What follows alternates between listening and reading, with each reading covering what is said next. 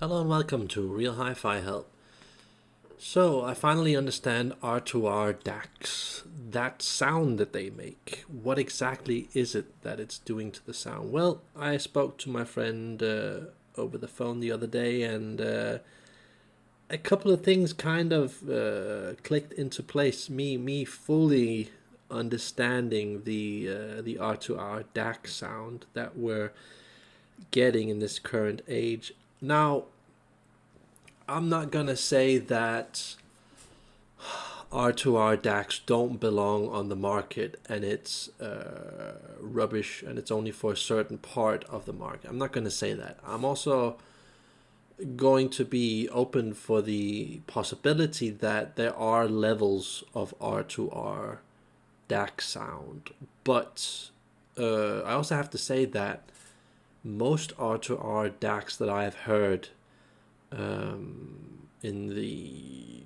I think it's around 1,000 to $15,000 range. Most of them have these same traits that I'm about to go into, and I think it's a part of the market that's going to most likely get better, but I think it's going to take a while, quite a while, until we get the full potential of R2R DACs. So let me just, having said that, just get into this thing here because my friend the other day he was borrowing another friend's.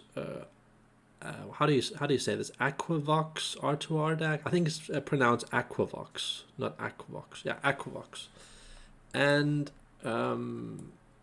it was just extremely interesting hearing him describe the sound compared to all the other DACs. And this is him having listened to the DAC at about 3 different places, especially his own place.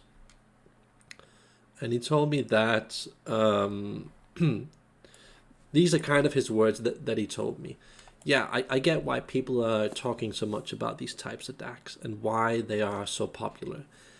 Because they definitely create a very different sound compared to the non R2R DACs.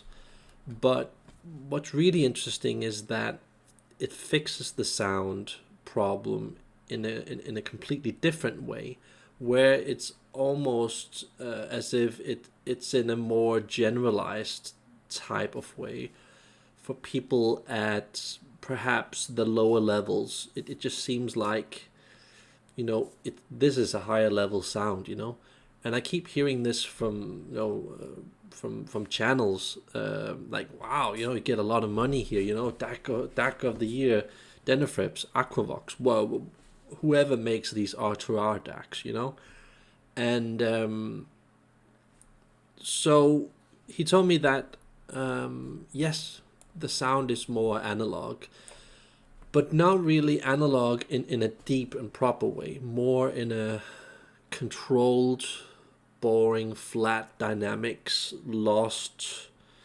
kind of way that is more safe. I was supposed to say lost, flat. I don't know what I wanted to say there, but dynamics are just off, it's sort of a bias type of sound trying to fix a problem in a certain way, compensating a bit. And that's just it, it cleans structure and makes things more filtered, black level in a way, when you create this sort of black level, you can kind of hear leading edges, decay, timber, stuff like that a bit more, and I think we're kind of, I think we're in this age where we're just overly into detail.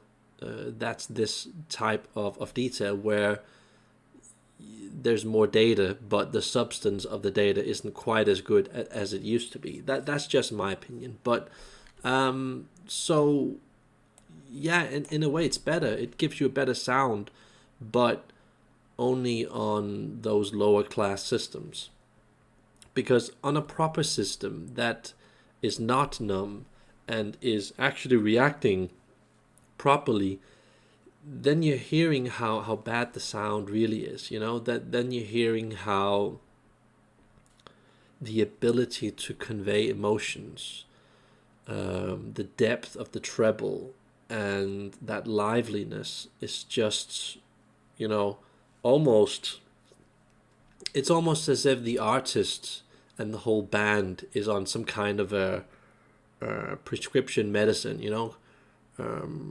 not being able to quite, be themselves, be free, show true feelings and expressing themselves properly. It's a bit like Billie Eilish shilling a song like this, or Marilyn Manson, or like I mentioned in one of my previous videos. It gets a bit in that direction. So in a way, it solves a problem, but I think it solves a problem for people on just a lower level where, you haven't got a proper power bar, you haven't got proper cables, things are out of phase, there's no earth connection, there's no dedicated power circuit. You just generally don't believe in the things that generally make good sound, like just basic stuff like believing in okay cables, and I feel that for people that are in that zone and perhaps dealing with speakers that are screechy, have a bit too much energy, and perhaps the mid-tone or the treble area, I can understand why people are then going like, whoa, yeah, this DAC is actually really good, because it isn't really that good. That's at least my opinion and my friend's opinion. And also I have another friend that also has the same opinion, that let me just read on. It's sort of a censoring type of thing that's going on, where you don't know what you don't know, thinking that it's better because it doesn't filter it in the traditional way. But what it turns out to be is more of a damage control situation, where we're a lot of the people that go into the hi-fi, they have serious problems with their source. I mean, serious problems.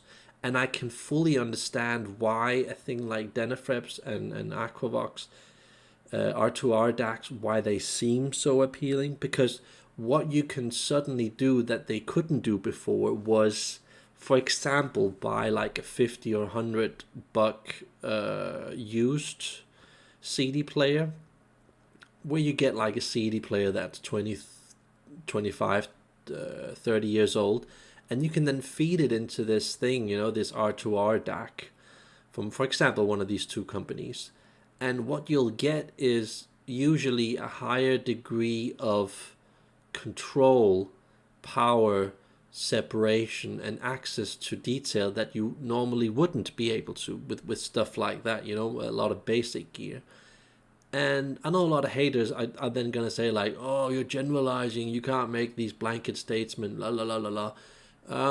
But I've also heard Denafrips, and I haven't personally heard Aquavox, but I've heard stuff like Denafrips, R2R, and other brands doing R2R, and I generally notice this trend, the same trend, even though they all have their own in-house sound that kind of travels throughout their models, progressing, getting better and better the more expensive it gets. I clearly get that it gets better, but I feel it's a type of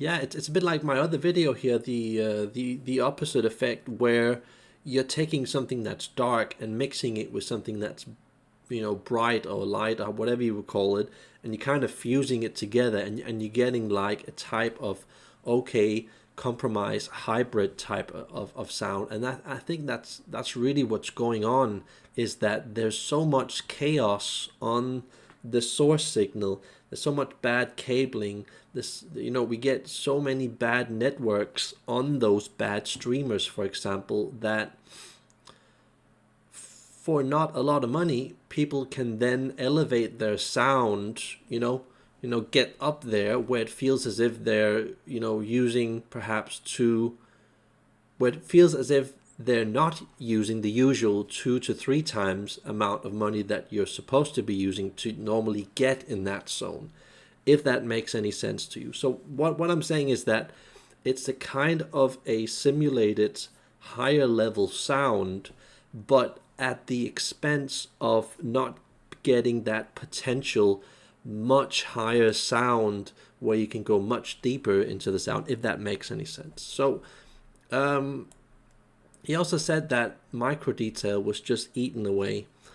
And I know that he's comparing it on his system, which is an extreme system, you know. But just think about this.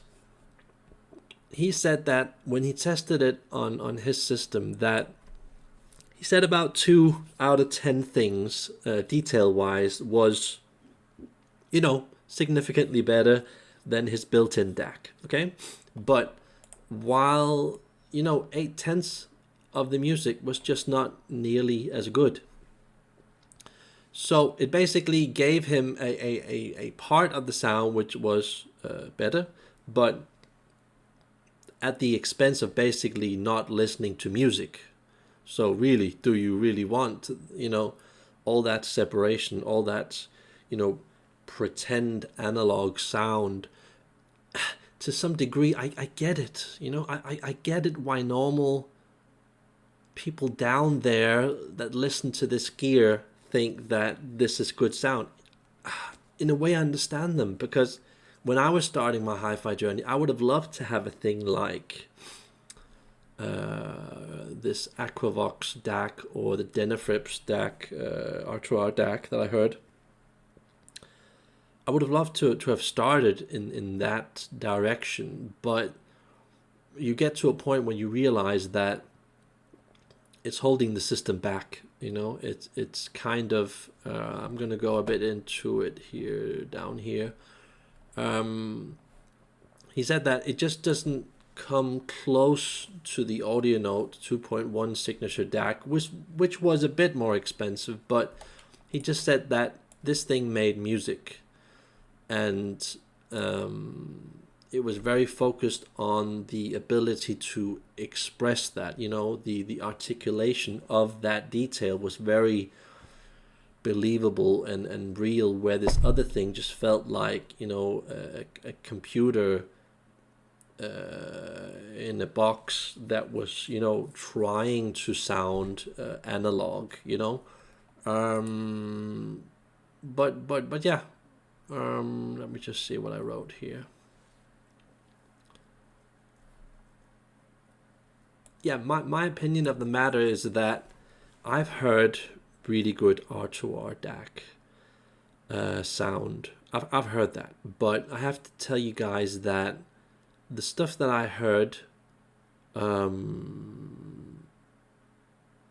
wasn't on the market. You know, it was beta tested gear. I'm not gonna say of what type of brands it was, but it was good R2R sound, R2R DAC sound. And the reasons why the companies did not release these products were because they were having stability issues. Because once you get into the good R2R DAC type of sound, there's only one way of getting there, and that's with high quality components. And then we're talking about resistors that costs, you know, starting from around $20 to all the way up to perhaps like $1,000 per resistor, and that's times 192. So as you can imagine, that gets pretty expensive. And the thing is, when you're into these really good resistors that R2R DACs really have to consist of, it gets just really pricey. And the problem is that the synchronization between the parts, you know, the, what do you call that? Fail tolerance? I think it's called fail tolerance. The fail tolerance becomes really difficult to deal with when you're dealing with higher quality resistors. I think it's because they're so reactive that it's so difficult controlling them at the nanometer level where they're all synced up without one or two or several of them burning off. And that's why we have these R2R DACs now, where these things that they call R2R, which is basically resistor to resistor, they aren't really resistors. These are metal blobs that basically are the quality of, I would say, the lowest grade soldering tin that you can get on the market. It's around that level. And you can hear that. You can clearly hear that. That is why it's so, pretend analog. Why it's so almost heavy and what do you call that? Almost has like a depression of grayness, and why you can't really dig deep into it and get that sparkle and energy and drive, and that differentiation where you can listen to different types of emotions on different levels. It just doesn't really exist. It's just right now what exists is this basic form of sound, which in some way has a lot of potential, but it's still far from the full potential of R2R, how it can sound, because I've heard like the half potential of it, in some designs. And I expect that when we're finally going to see some really good R2R DACs, I expect that price-wise you would have to look for stuff that starts on the other side of $10,000 and most likely will be in the $25,000 to $100,000 category. And that's actually not being cheeky. I think that's actually being a bit on the blue-eyed side. I'd actually expect it to be a bit more than that, but I would say that once we see R2R DACs in that price zone, I feel that we will get a lot more of that potential, and we would get power supplies that also come with it that have a much better coupling effect. Because I feel that one of the big problems with these R2R DACs is that it's basically just a chip design, and R2R, the whole idea about R2R DAC sound is that you don't have any chips. You take the chip out and you have proper resistors. But what we're seeing now with R2R DACs is that it's still a chip-based design dealing with the most basic, if you could ever call it, resistors. And because of that, it's basically chip with chip technology, just with a different angle on the sound, kind of elevating the people at the very bottom so they can, kind of pretend that they're having some of the really good gear. So I think it's a temporary solution that kind of reflects what's going on the market. I think it's a bit like the EV world, electric car vehicles.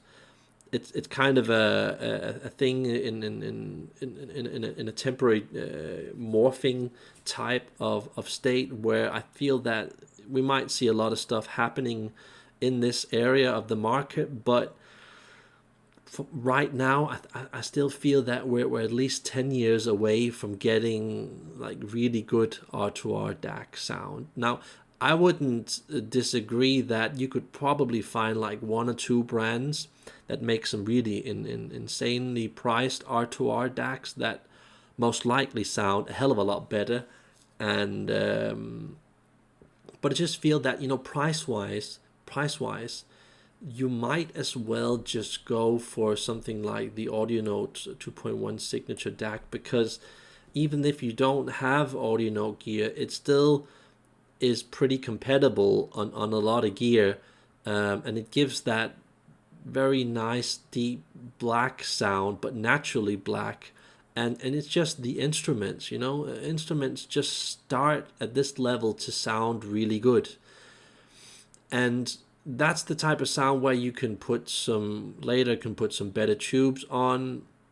Perhaps, I don't know if you can get it upgraded, if they will allow that, but then you can always just buy like a better audio note DAC. Once you get into this 3.1 signature and 4.0 or whatever they call them DACs from audio note, it just gets in a completely different higher level world where we're basically approaching the very, very best out there.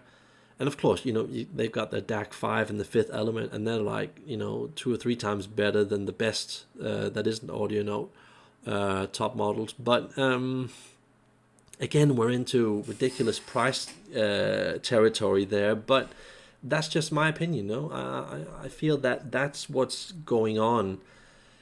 And yeah, like my friend said, he likes to say this a lot, but there are a lot of systems out there that just pump sound out of the speakers, out of phase, where it's almost like a war, and you can understand why people then are buying stuff like Denafreps, Aquavox, and similar R2R DACs in this similar price category, of $2, $3, $4, $5, $6-ish thousand dollars. It's kind of a way of solving a problem, a bit like having an AHP gold, not golf, gold fuse, or lower class Van Hool cable, or a low to mid class Furtek plug, because it gives you more compatibility, but at the cost of removing a lot of the top potential, which a lot of people won't anyway get into. But it's nice to at least have that, for those few people of us that, for those 10%ers that are on the market that have the possibility of doing that, That's also why I'm using Oyed plugs and not Furtek plugs, because I don't like the way that Furtek helps the sound. It feels like it's like, here, let me help you with that, and then you just get this like added warmth, and then this perceived type of extra bandwidth, extra depth, but it isn't real depth. It's kind of a thing that just saves your sound so it doesn't get harsh.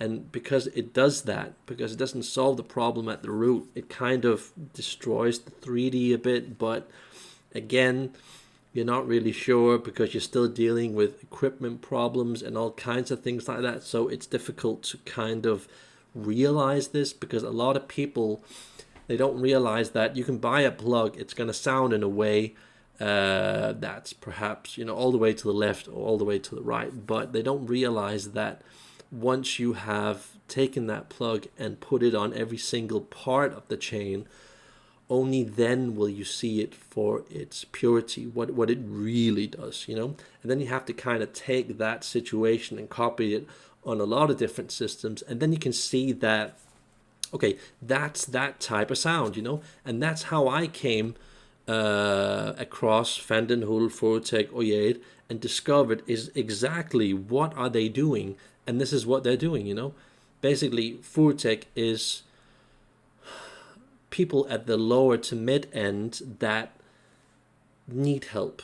They have problems, half big problems, potentially smaller problems, but they just need that help. They need that boost so they can get a bit of extra bass. They need a bit of they need to silence the treble a bit. Where Oyed is the opposite. It's a bit like me, runs into trouble, pisses off a lot of people, but tells the truth the way that the truth is supposed to be told, but which the community and society won't allow. They'll just say something like, oh yeah, we've all got our own opinions about this and that, to keep it all diplomatic, and so nobody gets mad at each other. But this is how I feel.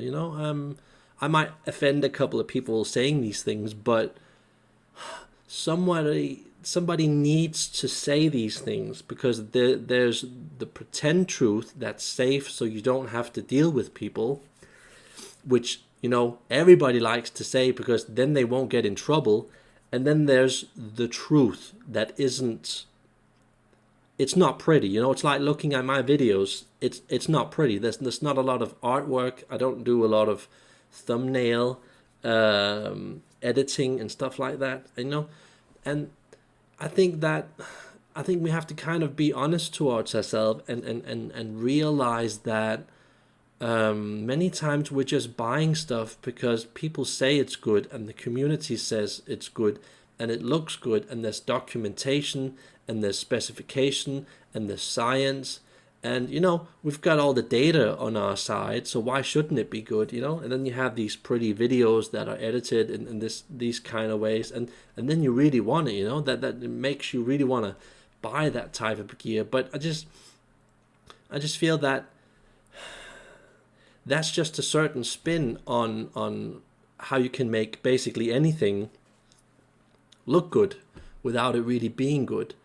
And if you want to solve problems at a high level, man, are you going to run into a lot of obstacles. And I think that a lot of people in this world just don't want to go through those obstacles. You know, they want a bit of help, they want a bit of compensation, they want to save a bit of money, they want good value, but so they won't focus on the really good gear because they know that if they take the really good gear, problems are perhaps going to come with that, and they're going to need a lot of time and a lot of skill on honing that you know, that true deep skill on giving you that good sound. So it's difficult, you know, the you know, different strokes for different folks. In a way, we can still say that everybody's different, but I feel that R2R DACs are just a temporary destination of getting to a, I wouldn't say a pretend high level, but it's a temporary solution for when you are in like a trouble zone and you can't really solve problems with money, so you'll have to find something that kind of gives you a lot of good value down there without having to change a lot of things. And I feel that it's kind of for those type of people. So, and I think a lot of people, you know, when they haven't heard the really good sound, are still gonna like R2R DACs. I feel that if I hadn't listened to a lot of the really good stuff out there, and R2R DACs were probably like the most expensive gear that I would have listened to, I'm pretty sure that I would have liked the sound. So I think we all have to realize that even though with all of our different opinions, that it's based on you breaking free from certain realities, you know, and to do that, you have to visit some stores that aren't in your local area. You know, you have to go to specialty stores, specialty shows, because a lot of these smaller shows have a lot of normal gear. You know, only when you start getting to Rocky Mountain Fest or whatever it's called, hi-fi show, and you know, this Bayern hi-fi show, and these, you know, special shows that they have in the eastern part of the world, only then do you start to sniff at these exclusive brands. And then you probably get into stuff like Lawrence Audio, Burmeister, Jadis, Ear, and then later on you'll probably, you know, discover stuff that's even better, you know, like Negra gear, the best Negra gear, then Spectral, Kondo, Audio Note, all those types of things. So yeah, I don't know what I'm trying to say, except for in a way we're all wrong and we're all right. So it depends very much on how you are as a person, how far you are willing to go to really, you know, look for the truth. So there's truth basically on all levels. It just depends on how far you really want to go with your sound. So I guess that's what I'm trying to say. So yeah, I hope that helps you guys on finding whatever sound that you guys believe to be good. So this is me logging off. Like and subscribe if you can. Bye.